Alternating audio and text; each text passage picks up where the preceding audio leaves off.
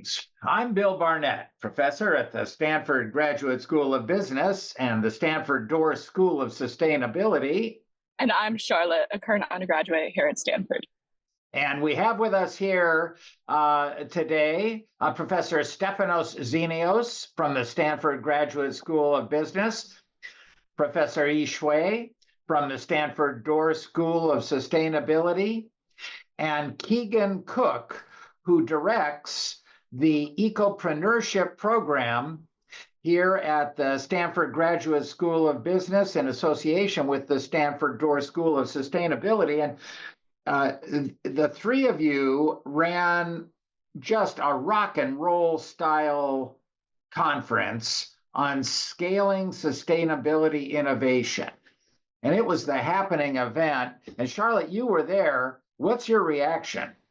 Yeah, I thought it was very interesting, very different from the previous conferences that we've held in this series as well. I think it lends itself very well to Stanford in the sense, well, especially at the GSB, we're all trying to make something new, something that's going to change the world. And how do you do that? You scale it. It's something that I feel like I worry about a lot, especially just because I feel like the cards are stacked against social innovations in the current day and age. I think social innovations don't lend themselves to just economic measures of value, and therefore scaling can be a really, really difficult thing. And I appreciated throughout the conference how much multi-sectoral partnerships were emphasized. And I do think that that's the way to do it, to engage with the public sector, the private sector, the social sector, and only then can we really see scale. No, that's super interesting. And now, Keegan, you're directing the Ecopreneurship Program, and that was a big part of this. A lot of folks won't have heard the word ecopreneurship. I think it's self-explanatory, but maybe you could talk about that. Absolutely. So when we say ecopreneurship, we mean sustainability-focused entrepreneurship. And really, I get the privilege of working under the direction of Stefanos and Yi, who bring great expertise in business and sustainability. And so our ecopreneurship programs are really a culmination of that expertise. All right. Well, thanks for that. And so Yi Cui, you're particularly interesting as a faculty member because you're obviously a famous engineering professor, but you're also an accomplished entrepreneur in your own right. So you've been on both sides of that. You have scaled sustainability innovations yourself, and you've studied, of course, the technologies that we're talking about here. So I'd love to hear from you. What did you think of the conference and what came out of it? Well, I think there are several very exciting points coming out of this conference. First of all is the emphasis on scaling. For sustainability to have an impact, without the scale, the impact will not be there. So emphasize that as number one. Number two is the scaling require really a multifaceted consideration. You need to think about technology, you need to think about supply chain, you need to think about, circular economy, you need to think about policy, you need to think about also different stage of finance, and the unit for scaling is different. Often you think about billions instead of million as the unit, right? And sometimes it's a trillion is the unit you need to think about. So this is what I get out of that. That's why it's super important. This conference is a big success. It's a GSB business school and the Doerr School together engage the whole campus. It requires science, technology, economics, and policy all together to discuss about this. All right. Well, thanks for that. And now, Stefanos, you're well known here at the business school and actually around the world, but for what you do here at the business school in your work on the Startup Garage. Also, you're all at the same time, as applied as the Startup Garage work is, You're also obviously a very accomplished and famous professor in our operations and information technology area in the business school. So you too are on both sides of that kind of applied and very basic and fundamental divide. So I'd love to hear your answer to the same question. How did you react to this conference? Thanks, Bill. This was a fascinating conference. And what really stood out for me is the scale of the scaling challenge, no pun intended. So I'm a business school professor. In the business school and in my teaching and research, when I think about scaling, I usually think about how do you scale a venture? How do you get a venture that begins as a startup and then it scales and becomes a sustainable business? And sustainable is financially sustainable.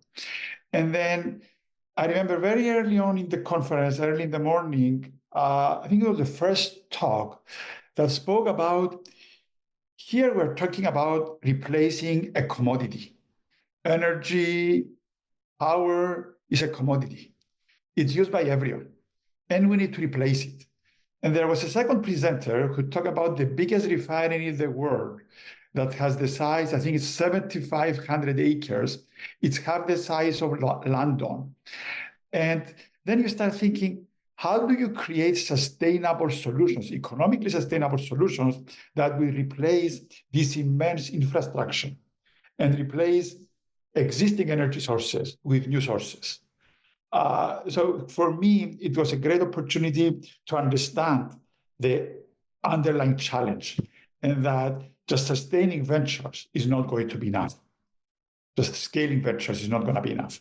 I think just to add into that, what I really found from this conference as well is just, like everyone has said, how difficult it is to scale. And like you said, the scale of the scaling issue.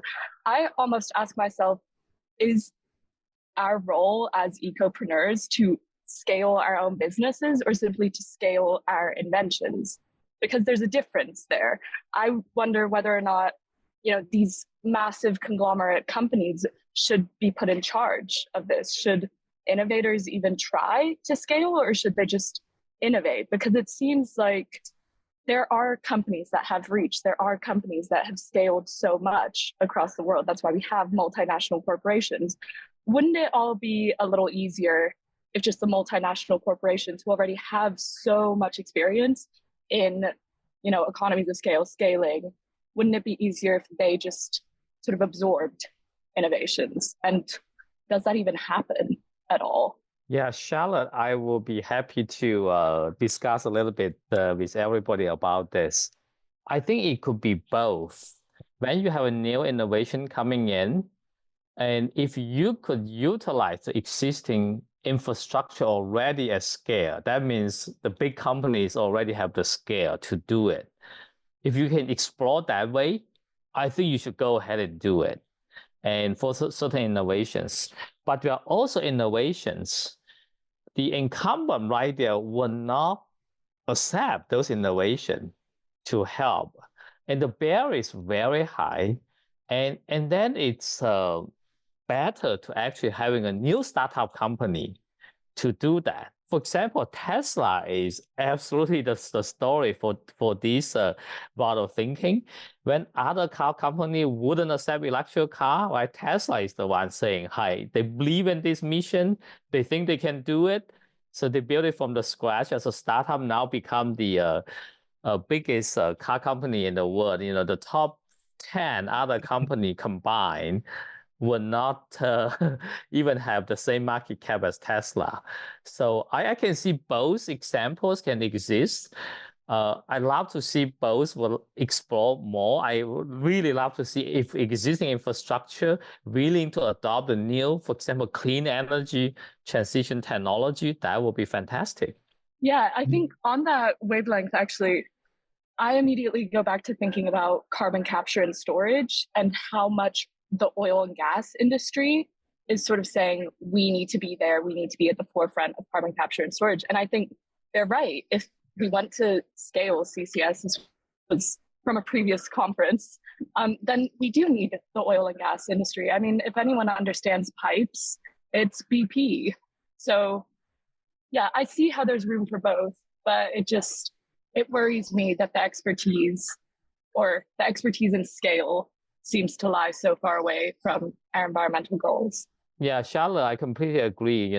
For this CO2 capture sequestration, it seems to be the existing oil and gas company. They are the perfect type of companies to do this. I'd love to see them to do more.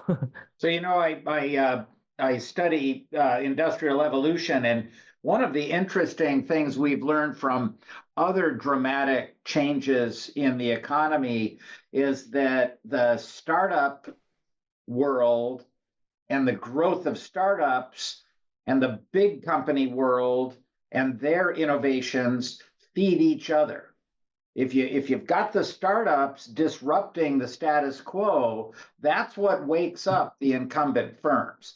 I mean, Yi Cui, you mentioned Tesla. On the day that Elon Musk and the Tesla team was founding the company, the day they were putting their legal documents in to found it, on that day, the major American automobile manufacturers who had been lobbying in Sacramento managed to get the lawmakers in Sacramento to ease up on their pollution control requirements. And so you had two very different things going on. And of course, Tesla, in many ways, has been a kick in the pants of the existing automobile manufacturers who have the ability to scale. Yi Cui, you talk about Tesla's market cap, but their production quantity is still far lower than what would be necessary to take advantage of the full-scale economies that are available in that particular industry. And so we will see if GM and Hyundai and Volkswagen and the rest can respond. So Stefanos, what's your reaction to this conversation? Yeah, so I think it's a fascinating conversation. I don't think the scale that we're talking about can be accomplished without the critical role of startups. Startups can prove, so at the minimum, they can become a proof point of new business models, new ways of addressing sustainability goals. And once those business models are proven, then the incumbents can really wake up. Incumbents are invested in their own business model. I think you both talked about Tesla.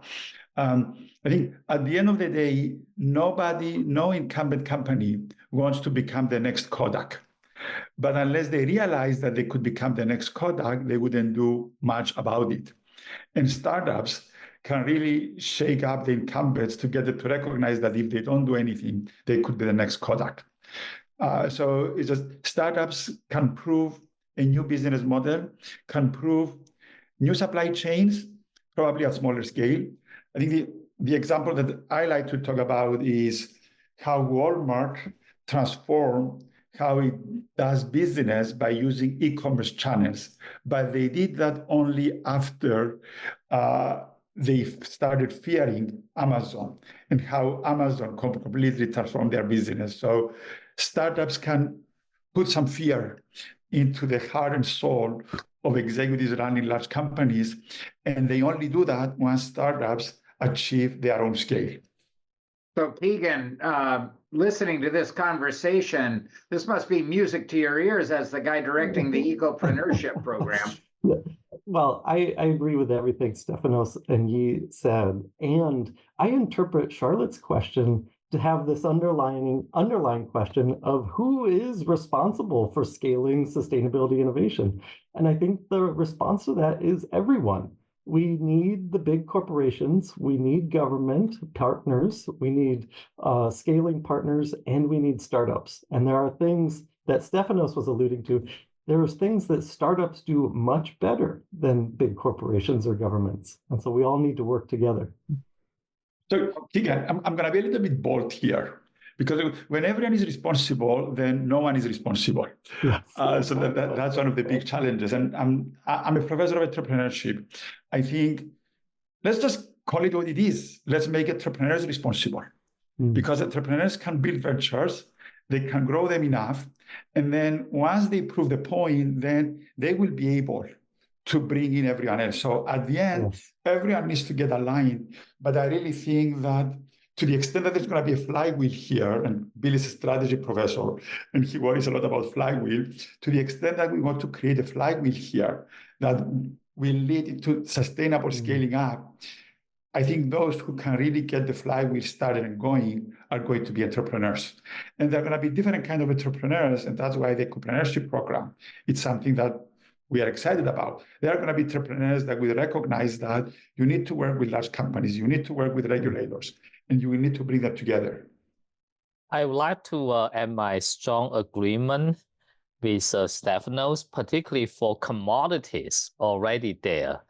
To replace commodity with something else, this requires entrepreneur, ecopreneurs, people to come in to change the whole game. But to me, it all seems a little unrealistic to expect so much of an entrepreneur. I mean, I'm a Stanford student, like maybe I'm an entrepreneur. I certainly can't change the world. And I don't feel responsible. I don't feel like I am the one that needs to change the world. To a certain extent, I feel like the people that broke the world need to change the world. So I just wonder if we're in direct competition with the status quo as entrepreneurs, then yeah, it seems impossible to me. But that might be very, very just No, I hear cynical. You on that. I hear you on that, Charlotte. And I'll take you back to the course that you took from me a couple of, what was it, last year, I guess. Through the ethical lens, absolutely, the status quo is responsible for what's happened. But through a behavioral lens, we know that change tends to come from those who are not invested in the status quo. And in many ways, what I'm hearing from you, Keegan, is that we need to look through multiple lenses to really understand the situation that we're in. Well, I'll just say, Charlotte, you can change the world. And many of the speakers of the conference were trying to make that argument. And there are many pathways to scale for entrepreneurs. And many of them include partnering or being acquired by large incumbents. All right, and I see that both Yi and Stefanos want to get in on this, so go ahead, guys. Yeah, Charlotte, I think this is very challenging, this clean energy transition, no kidding. I particularly want to emphasize, to really make this happening, to speed this up, a steroid will be a carbon price, for example, a policy, a very powerful policy to be made will not only get entrepreneurs to go in a very powerful way and also urge the oil and gas company, they have to do the transition, for example. So that's why I think this conference is so successful. It's a good balance of technology, economics, and policy all come together. Yeah. And Stefanos. If I would add something, I agree with what he said. If I would add something, is and this is just general observation for entrepreneurs in general, not to be intimidated by the scale of the challenge, and just think about ways of breaking it down. And I've seen that over and over and over again, going from 0 to 1, and then going from 1 to 10. And from 10 to 100, before you think, how am I going to go from 0 to 1 trillion? So entrepreneurs are really good of going from 0 to 1, 1 to 10, 10 to 100, 100 to 1,000. And once you establish that path, then you can prove the viability of that path to those who are invested in the status quo. The second point is that those who are invested in the status quo, they have also demonstrated that they're willing to provide capital to support ventures in this space. And that's partly what entrepreneurs need. They need the capital to get started. So maybe where large corporations can play a role, and there are vehicles for doing that through corporate venture, for example, is provide funding that can support the entrepreneurs who will prove these early stage business models. but importantly, think about taking this huge problem and how do you break it down? And entrepreneurs are really good at doing that. Well, I love these responses. Is Charlotte? It's to have the voice of the next generation fret that the world might not be something we could change certainly stimulated all these educators on the call to get very excited about trying to convince you otherwise. I noticed that's, it's, but I want to go back to that interaction between the two. I had a guest in class a couple of weeks ago who was talking about all the hard work she's a chief sustainability officer and all the hard work she's doing in her massive company and barely able to move the edges because the massive company has a status quo bias naturally. And then one of the things that came up in the conversation was that in one particular market, there are some entrepreneurial companies that are challenging this big company. And suddenly there's a big willingness to change. And it's that interaction, right? When the upstart who's willing to think differently provides an incentive, it's amazing how changeable big companies become, because at that point, they either eat their own lunch or they fail. And it may be that we move into the sustainability revolution through the birth and death of companies rather than through the scaling of existing companies. But if any of them are going to survive, it'll have to be because they answer it. So look, I'm going to popcorn around all four of you and ask you to give a last word on your reactions to this incredible conference on scaling sustainability innovation. We're going to start with you, Keegan, and then go Stefanos, E, and finish up with Charlotte. Go. The energy of the conference was very optimistic in tone and very, very realistic as well. But I want to leave the message that there are many reasons to be optimistic, and we're all working together on that. Yeah, Keegan, you stole my thunder. I absolutely agree. And I want to highlight that what I saw as one of the biggest effects or impacts that this conference can have is by bringing community of entrepreneurs, ecopreneurs, business leaders, scholars, regulators together to have conversation about the challenges of scaling. Because the conversations lead to knowledge, they lead to insights, and those insights can lead to action. Action that is relevant for the stage in which every participant is when they join the conference. So my overall short impression is based on the feedback, so many people told me we need to have more of these conferences. Let's just do more, and great ideas will come. Okay, now last word to you, Charlotte. Yeah, I think what I felt most is just how difficult the problem is. I know that as a young person, I'm supposed to feel optimistic about the future, but to be completely honest, I don't. And I think we have a lot of good ideas. I think we say a lot of very intelligent things. I completely agree. But I wonder how much of it turns into real palpable change that I'm going to feel, that my kids might one day feel. And yeah, at the end of the day, scaling is the key.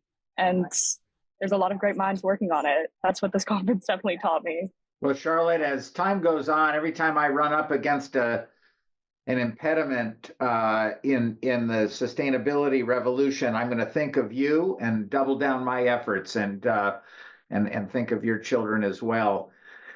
And so we're going to say goodbye now. And let me just say, this particular conference on scaling sustainability innovations and ecopreneurship, we will be doing it again next year.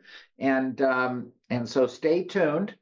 And so thank you very much, Professor Stefanos Zenios, Professor Yi Cui, Director Keegan Cooke, student Charlotte Kramer, and from me, Bill Barnett. Until next time. The Stanford Initiative on Business and Environmental Sustainability podcast series is sponsored by the Stanford Graduate School of Business and the Stanford Doerr School of Sustainability. Music by charged particles. That's Caleb Hutzler, Mike Rock, and John Krosnick.